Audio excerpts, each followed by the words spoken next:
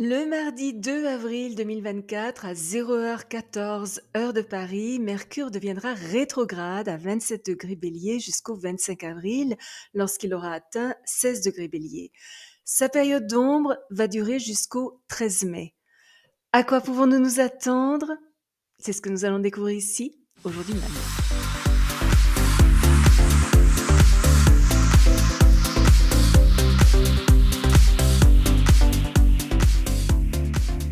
Bonjour, Michel Carène, astrologue, chamane, bienvenue sur ma chaîne dédiée à l'utilisation pratique de l'astrologie pour mener une vie meilleure. Comme vous le savez, la planète Mercure ne devient pas tout à coup folle au point de commencer à reculer sur le fond des étoiles, mais de notre point de vue sur Terre, ça semble être le cas. Bien qu'il s'agisse d'une illusion d'optique créée par les vitesses relatives de la Terre et de Mercure, elle nous affecte personnellement et collectivement de manière majeure.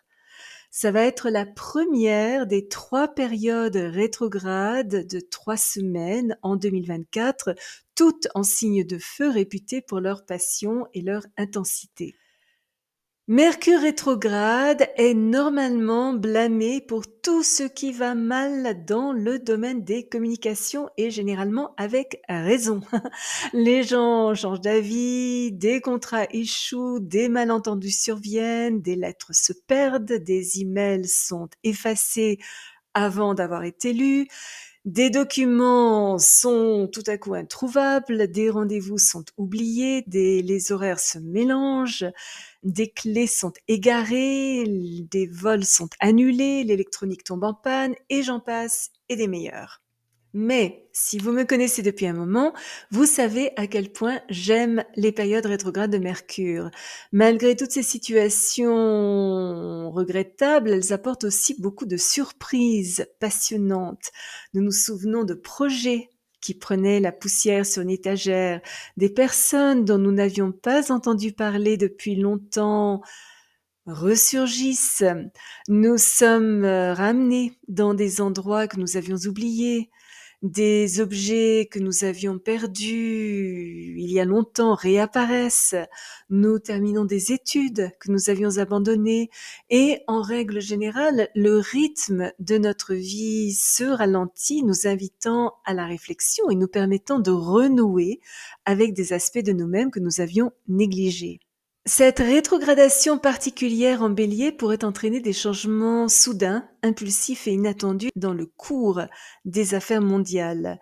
Je ne serais pas surprise si nous revenions à au moins une négociation de paix, d'autant plus que l'éclipse solaire du 8 avril, également en Bélier, se produira exactement pendant cette période. Plus d'informations à ce sujet la semaine prochaine. Les gens s'expriment avec force, des disputes pourraient éclater, des débats houleux pourraient avoir lieu, les idées sont formulées de manière à façonner l'opinion publique, mais les soupçons seront si élevés que les gens ne ménageront aucun effort pour fouiller les mensonges afin de révéler la vérité, exposant des faits jusqu'alors cachés et des manipulations secrètes dans une lumière éblouissante.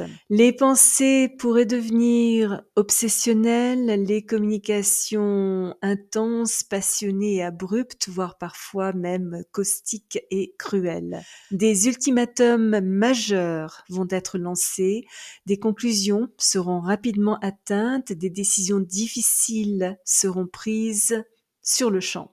Au cours des 3 prochaines semaines, connaissance est synonyme de pouvoir.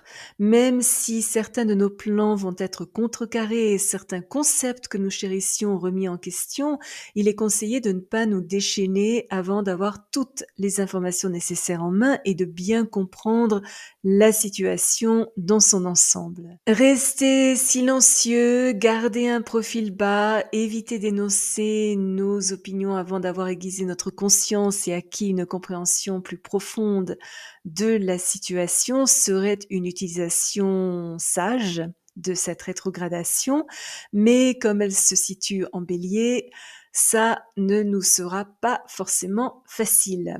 Les idées d'avant-garde sembleront plus attirantes que les anciennes. Nous pourrions nous montrer un petit peu trop impatients pour faire attention aux détails et dans notre hâte provoquer des malentendus ou être la victime de malentendus.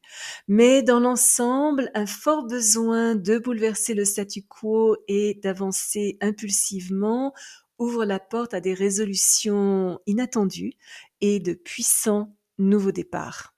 Si vous êtes déjà abonné à ma chaîne, je vous en remercie. Vos commentaires sont toujours très appréciés. Si vous avez aimé cette vidéo, n'hésitez pas à placer un petit pouce bleu et à appuyer sur la petite cloche pour être averti lorsque je télécharge une nouvelle vidéo tous les jeudis et parfois une deuxième dans la semaine.